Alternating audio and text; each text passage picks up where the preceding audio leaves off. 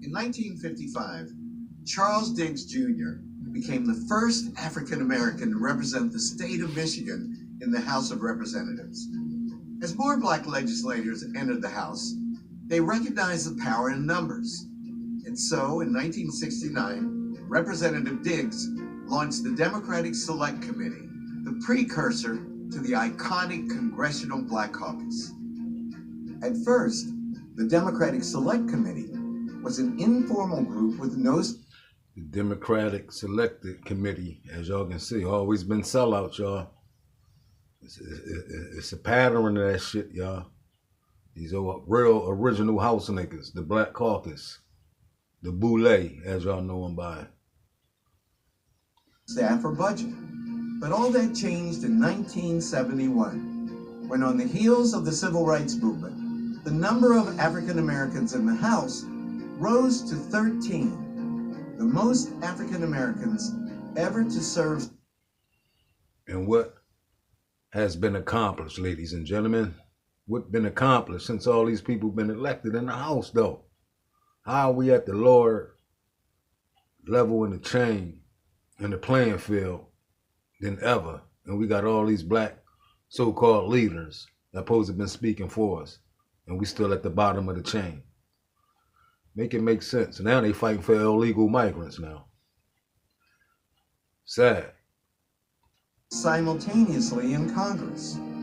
The Democratic Select Committee came together to decide how best to marshal their political voice within. You know who this nigga here? Hakeem Jeffers' son? Huh? An upcoming house nigga? An upcoming sellout? Facts. In the halls of Congress, and so they formed the Congressional Black Caucus. Collectively, they did not have a lot of power within the Congress itself. That was made stark by President Nixon refusing to meet with them early on. In a letter to the president, CBC members asserted that the administration's refusal to grant them a meeting was evidence of the president's disregard for black people's interests. Accordingly, they declared that they wouldn't be part of the president's audience during his State of the Union address. The boycott made national headlines, ultimately forcing President Nixon to meet with the group and establish the CBC as a powerful organization.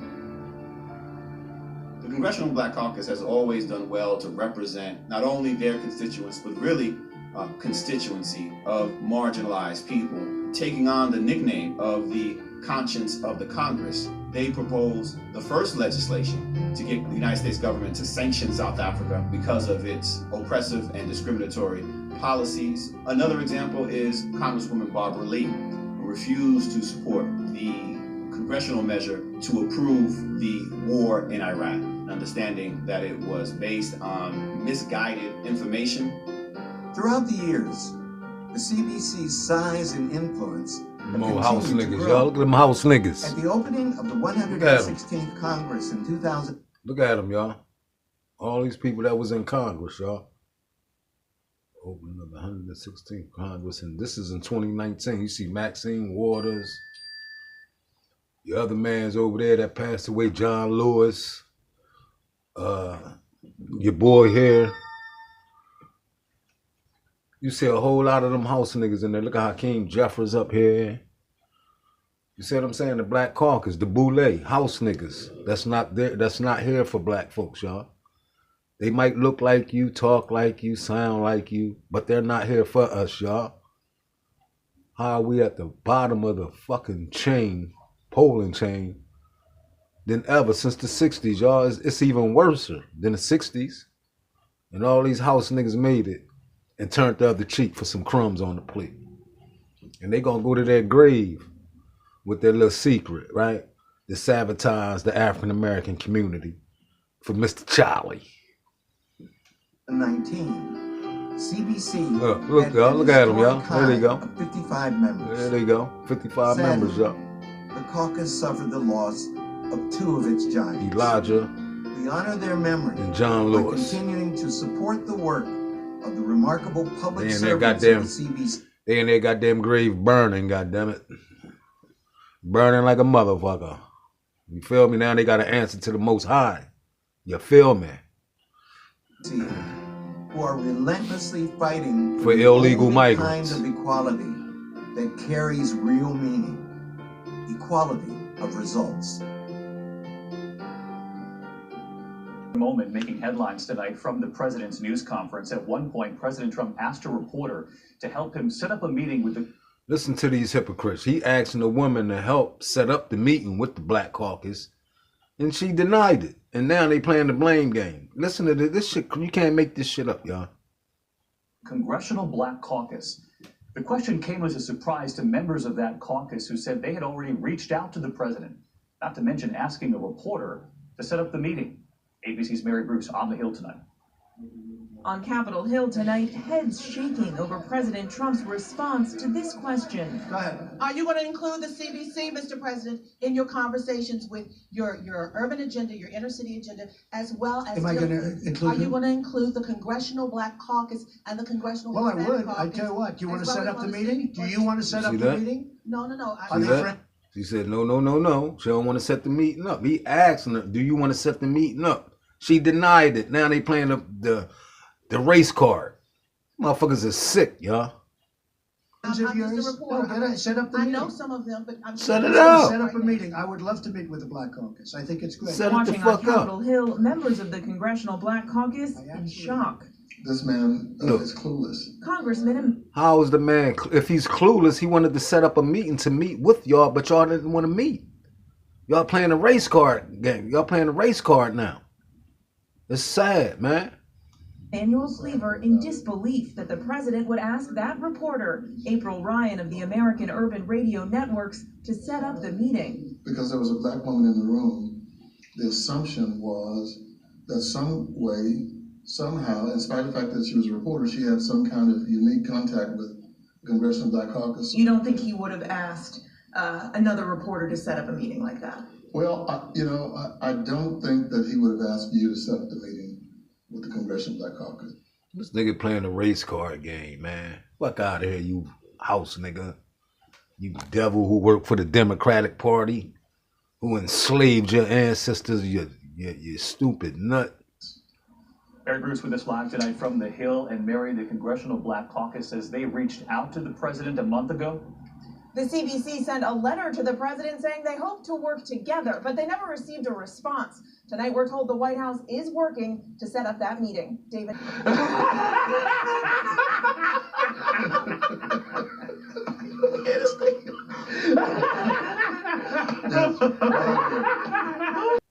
We're going to continue on exposing the black gatekeepers of the African American community. We talking about the real house niggas, the sellouts. That only pander when they want your vote. Otherwise, they don't give a damn about your community or you. They pander to you for your vote. They here defending illegal migrants, LGBT mooks. The rally and the cries in the 60s is all out the window, ladies and gentlemen. They don't give a damn about us.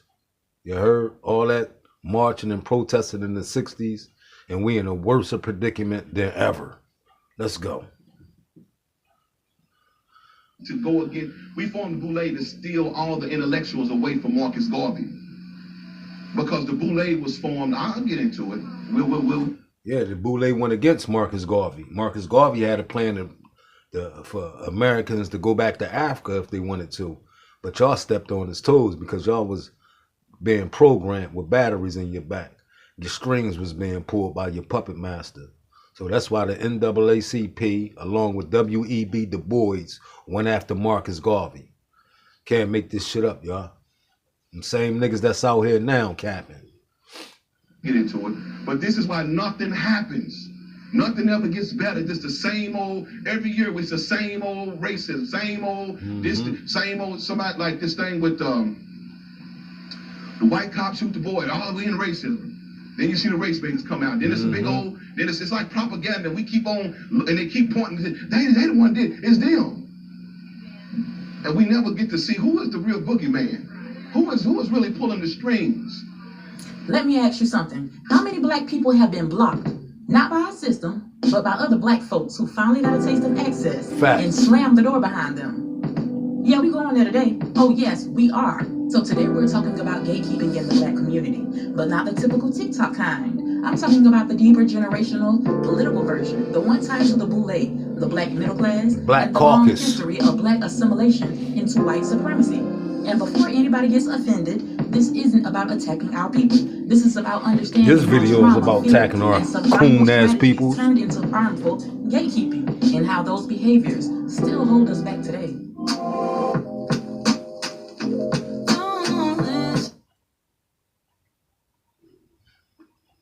About truth, tea, and transformation. In that order, we talk culture, relationships, healing, and yes, a little real world mess, but baby, it's all opinion, not fact, not gospel. So don't quote me in the comments, okay? We're just here to share perspectives, laugh through the lessons, and remind every black woman watching that she's allowed to evolve and be entertained. Healing ain't linear, baby, and neither are we. It's you liberals who have lifted them up, Howard. Paul, you consider. Listen to this here, ladies and gentlemen. Listen to this here real closely. It's deep. Conservatives make a mistake. You can't afford to strangle hope in people. Without hope, people become dangerous. No, Howard, you liberals have let them invade our society. You give them jobs, political jobs. Oh, you missed the point. Liberals. It's only the smart ones we move up. Ha, that makes it even worse. Oh, no, we have to move them up. If we leave a smart one in the ghetto, he might develop into a leader Little against house us. niggas he talking But if about. we raise him up into white society, we neutralize him. He feels Neutralize compelled them to niggas. try to act like us. He Yeah. loses his identity and his racial anger, Facts. if he has any. He becomes alien to his brothers. They realize he sold them out and they grow to hate him. Facts. He becomes worthless to Hate them them Black and Caucus safe for niggas. us. No, thank you.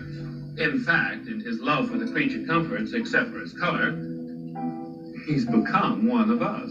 So how does gatekeeping show up in the black community today?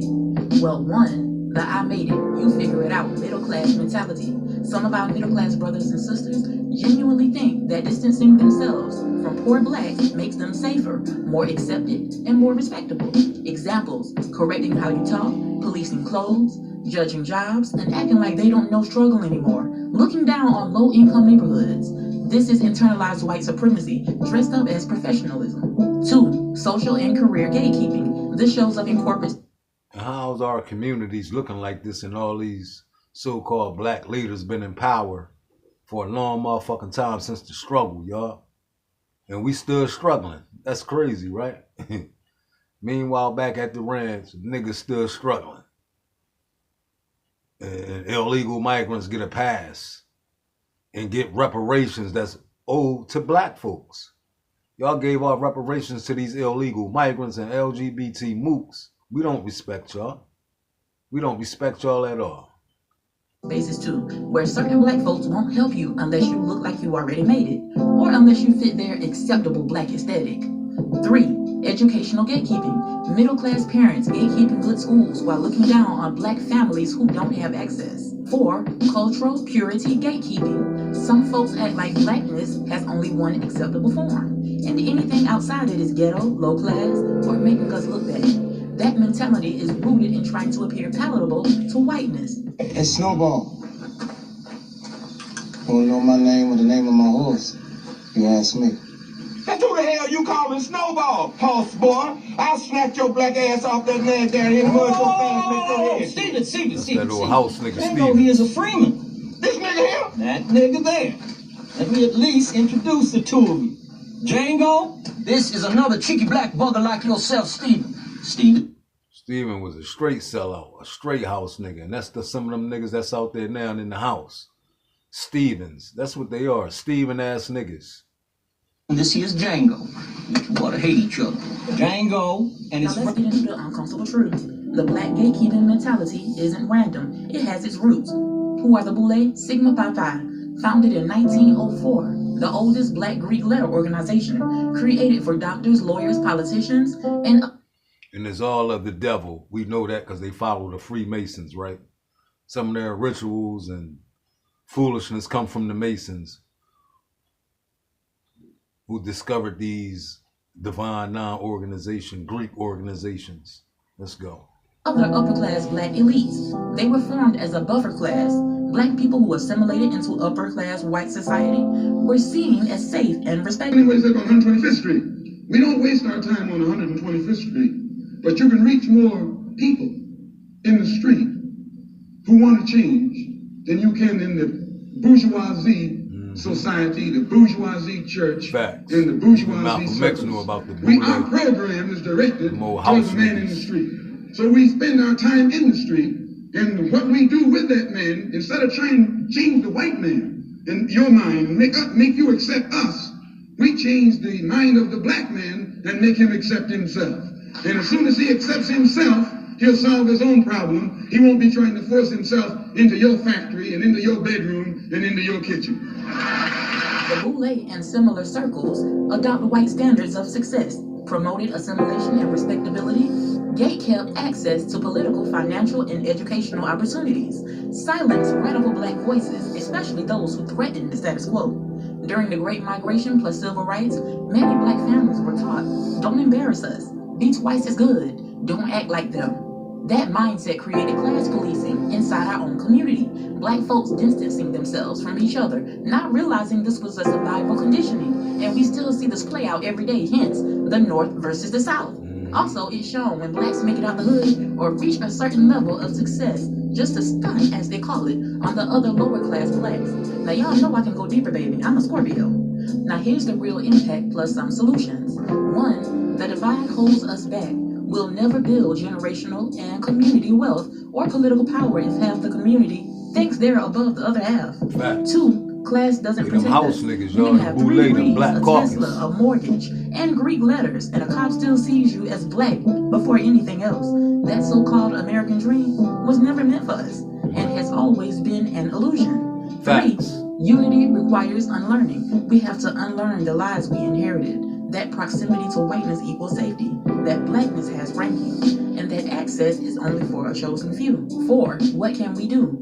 Share knowledge freely, mentor without judgment, create community networks, stop gatekeeping from our own, and challenge classism. Remember, we're on the same team, because when shit really hit the fan, we're gonna need each other. If we don't heal the class divide inside our own community, external systems will keep winning, because the truth is, only a united black community can survive a divided world. If this message hit you, like, comment, and subscribe, and share this with somebody who needs to hear it. Woo, this was good. This was good. But anyway, see you later, love. It's only right to share the channel out when you use their content.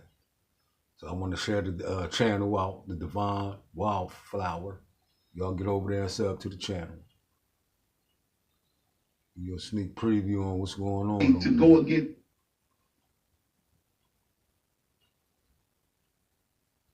Something might catch y'all eye.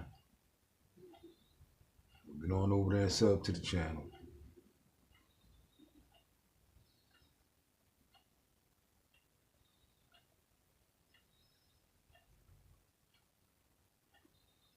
Channel right here.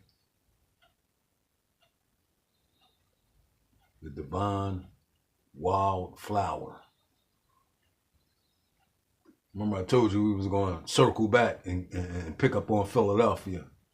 This Philadelphia council meeting here, ladies and gentlemen, that I've been told y'all Philadelphia is part of the go along, get along gang. I told y'all that shit. Let's get into this video by Greg. Good video here, Greg. Let's go. Some of y'all know me, some of y'all don't. I have to be honest that I'm not happy to be here today because of what God had put on my heart to say today. I really try to stay in my lane. I created Caucus for Autism so I could do my advocacy work in peace and mind my own business and just help the people that I like to help, because I don't do politics. I don't like politics, and y'all know this. Politics. God put on my heart a warning that is coming from the book of Matthew 6:5 and Matthew 23:15. The message is, woe to you elected officials of the law. You are hypocrites. Facts. Woe to you that organize on the backs of parents and students of the Philly School District, but yet more schools are closing. Woe to you that supported the plastic bag ban, but manufacturers are using plastic for everything. that hardship of people paying for bags to take their grocery home. Woe to you that's supported the resign and run legislation, but now trying to change it because it now affects you. Woe to you that shout one Philly, but villainize those that disagree with you. You always say one Woe Philly, to you y'all. that claims to be representations of God, but support legislation that is against him. Facts. Woe to you that says you support women and talk bad about any woman that stands against you or whatever your policies or anything that you're doing. Woe to you that work for special interest groups that donated to your campaign, but leave the rest of us people out here desperately searching for hope from somewhere. Woe to you that continually saying the ICE out, because in these streets, it's being interpreted as illegal immigrants is in. And that this council cares more about illegal immigrant than the American citizens in this city. I told y'all, Philadelphia was part of the go along, get along game. When they was busting them illegal migrants, Philadelphia was welcoming them with open arms, y'all. Welcome them with open arms. Meanwhile, back at the ranch, them people in Kensington was suffering, y'all. That's crazy, right? Our whole Kensington section of people that was homeless, turned out, and they put them on the back burner to let these illegal migrants come in and get first dibs on everything. That's crazy. So they starting to stand up in Philadelphia, you know what I mean?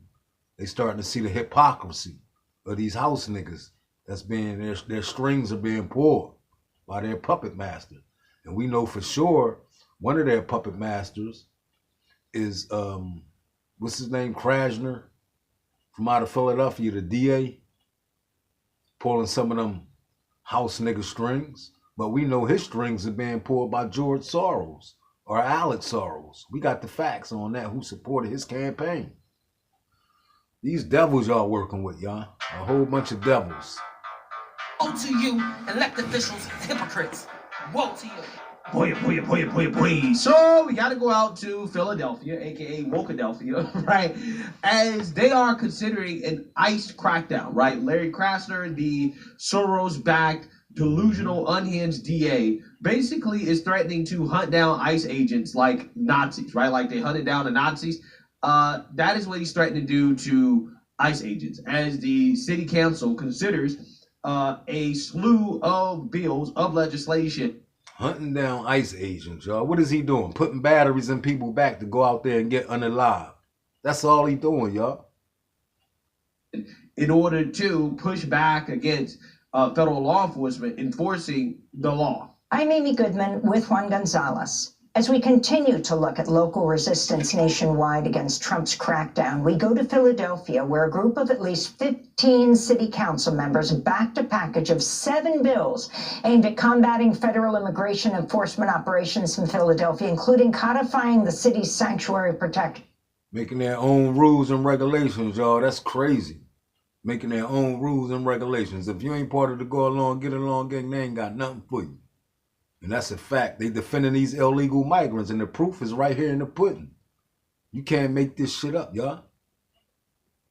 The bill would also prohibit federal immigration agents from concealing their identities, covering their faces, or using unmarked cars. It also requires judge-signed warrants and prohibits city workers from cooperating with ICE. The efforts are being led by Philadelphia City Council members Kendra Brooks, who will join us in a minute, and Rue Landau. They co-authored the legislation package. All but 2 of the city's 17 council members have co-sponsored the ICE Out package, indicating the legislation may have a veto-proof majority. In response to the legislation being introduced, Philadelphia Mayor Cheryl Parker made one of her first public statements about Trump's immigration raid, saying on social media, quote, "We're aware of the potential challenges we face. We understand the public's fear of the unknown as it relates to federal policy associated with immigration," unquote. Meanwhile, Philadelphia District Attorney Larry Krasner has launched a national coalition of prosecutors that would hold federal immigration agents accountable if they're found to have violated state or local laws and civil rights protections. The coalition includes prosecutors in Virginia, Arizona, and Texas. Last week, DA Krasner issued this warning to federal immigration agents. This is a small bunch of wannabe Nazis. That's what they are. But you funded by a Nazi, a man that was a traitor to his own race. We talking George Soros. We talking this Nazi shit, but he fought alongside of Hitler, the same person who funded your campaign. What are you talking about? In a country of 350 million, we outnumber them. I, along with a bunch of other state prosecutors, are rallying around Mary Moriarty, who is the prosecutor in Minneapolis. I know for a fact she is working 24/7 to make sure that there is justice coming out of two, what appear to be, by all indications, criminal homicides, and what appears to be, by all indications, a criminal shooting of someone in the leg. I want you to understand that just as you have come together, there are state prosecutors coming together right now to make sure that people understand there will be accountability. There will be accountability now. There will be accountability in the future. There will be accountability after Trump is out of office. He trying to make threats to scare people. Ain't nobody going for that bullshit. Y'all defending these illegal migrants. That's what it comes down to. And the facts are here. And it's shameful that that black lady standing behind you holding an ICE out in Philadelphia sign up when they only there to get rid of the illegal migrants that's replacing the African-American community jobs in housing. God damn it.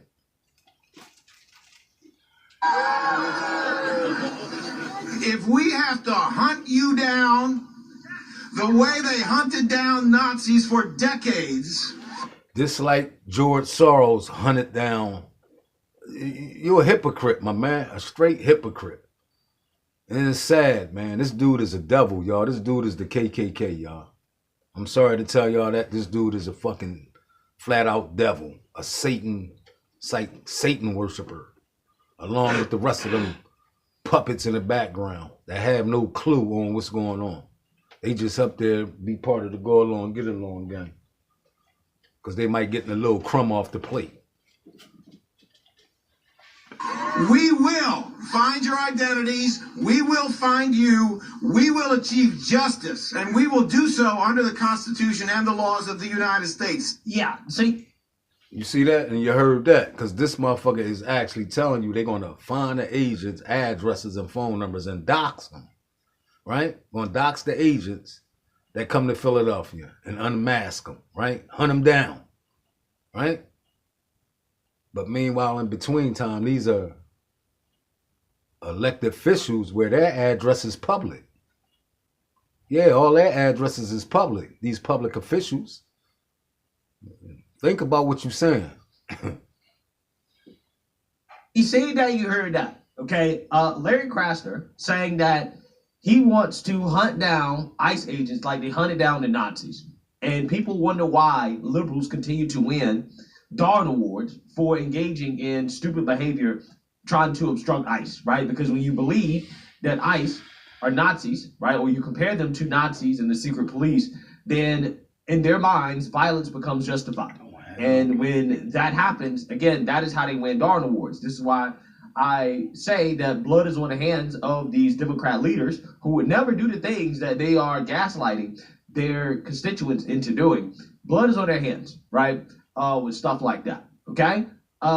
So with that being said, it seems as if there are a group of black Republicans in Philadelphia who, just like the black Republicans in Chicago, may be in a liberal city, but they're fighting to flip the city red, right? They're saying enough is enough. We no longer want to allow this city to be a liberal hellhole, a bastion of Democrat Party politics. We want to flip it red. And they showed up. They pulled up to this city council meeting to express their displeasure with their attempts to ICE out, right? To basically obstruct ICE in the city of Philadelphia from deporting illegal immigrants. So without further ado, let's go ahead and get into this. My name is John McCauley. I'm with a grassroots organization called Flip Philly Red. We're here to give something different to Philadelphia, something that y'all are not used to because you've been voting Democrat for the mayor's office for the past 70 years. It's not MAGA who's doing all of the carjacking and the shootings. When we talk about ICE, when 78 million people, 7 swings states, including Pennsylvania, we voted for this. We voted for this. We gave a mandate. So I want to sit here and tell U.S. Senator John Fetterman, U.S. Senator Dave McCormick to vote yes and support H.R. 7147. I sit here in disgust as I watch Kendra Brooks, Jamie Gunther hold up pictures of a domestic terrorist, Renee Good. I've never seen her put up a picture of Dakara Thompson, a 19-year-old who was raped and murdered by an illegal alien and thrown over a bridge. I never seen her put up a picture of Lincoln Riley, who was raped and murdered. I never seen her put up a picture of Larisha Thompson, a mother. I named 2 black women, by the way. And y'all sit here and pander to white liberal women like Renee Good. Could you speak on the resolution? I'm speaking on all of it. It's my first amendment right. I'm speaking. It all goes hand in hand. Because we funded to deport 20. We wanted to fund. We want to fund to deport 20 million illegal aliens that was imported in here by the Biden and Harris administration with the help of the cartels. So won't y'all stand up for Americans for once? Because America comes first. They cut his mic. See how they cut his mic off and shit? Them old house niggas cut his mic. They don't want to hear the truth. I told y'all, the Philadelphia is a Democratic ran town, y'all. They part of the go along, get along gang. And like I said, Chester is a Democratic ran city too. And I know them house niggas on board with these Philadelphians, because everything Philadelphia do, they try to do.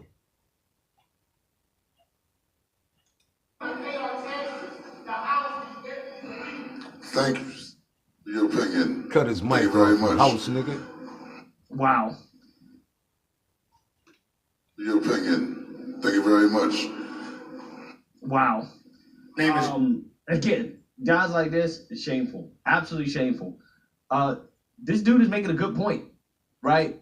The point is that you have all of these people running around here talking about Renee Good and Alex Preddy, right? Who again won Darn Awards. Let's keep it 100, okay? Their deaths happened because of their own decisions that they made, right? But when it comes to others, like for example, Lincoln Riley, and Jocelyn Nungray, who lost her life at the hand of illegal immigrants, and again, and others, these people have nothing to say, right? They have nothing to say at all. They don't care when women and Americans lose their lives at the hands of illegal immigrants that were let into this country under the Biden administration. But yet they want us to shed tears for white liberals who lost their lives because, again, they decided to make stupid decisions to obstruct the Trump administration from preventing Americans from being killed, right, and murdered by illegal immigrants, right? You see how that works? You see how that works? So I love to see it, man. I love to see people expressing their First Amendment right, showing up to these city council meetings and, you know, making their voices heard, because ultimately, if there's no pushback, they're just going to do whatever they want to do, right? And in Philadelphia, they basically want to ICE-proof the city, right? They don't want ICE to be able to do their jobs. And I've said this before, and I'll say it again. Black folks, and I don't understand why is it that most black people don't understand this, that the issue of illegal immigration directly affects us, right? When you talk about young black men in employment jobs, a lot of young black men, whether you like it or not, whether you want to admit it or not, are competing directly with the illegal immigrants for the jobs, right? You know those jobs that the illegal immigrants are doing? Yeah. I would personally like to see young men doing those jobs, right? Black, white, Latino, whatever, right? As long as they're here legally, okay? Preferably citizens.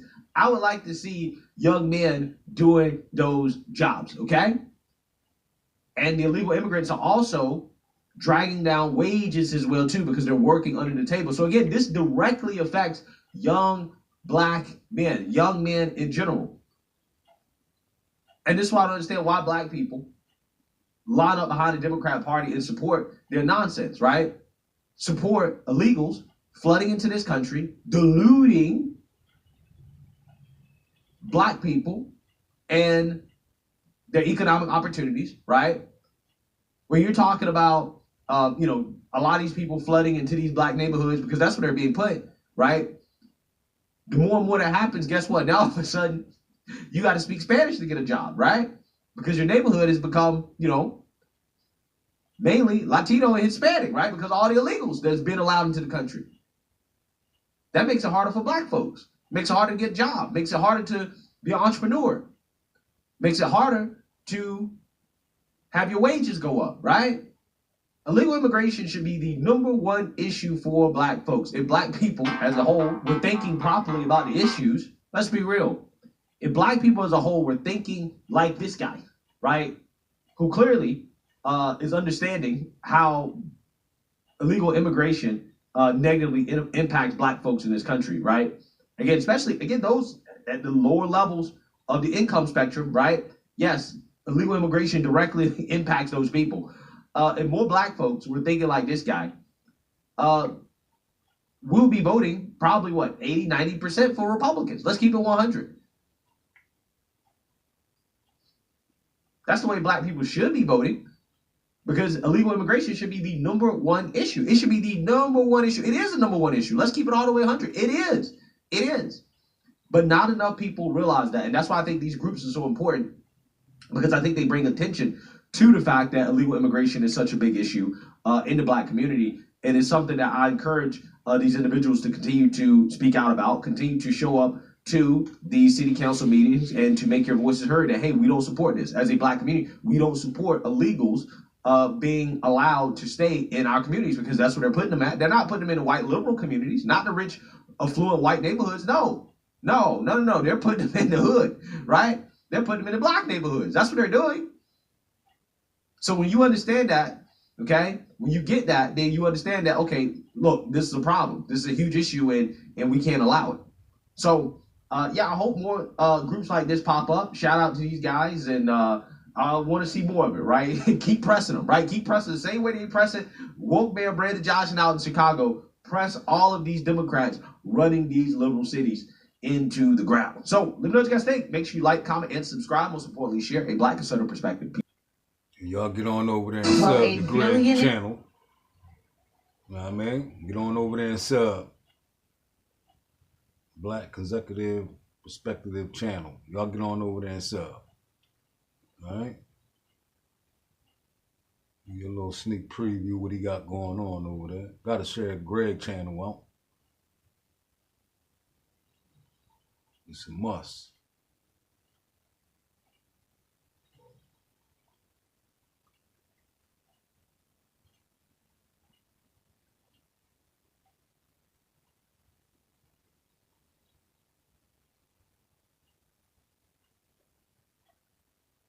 Black Conservative Perspective.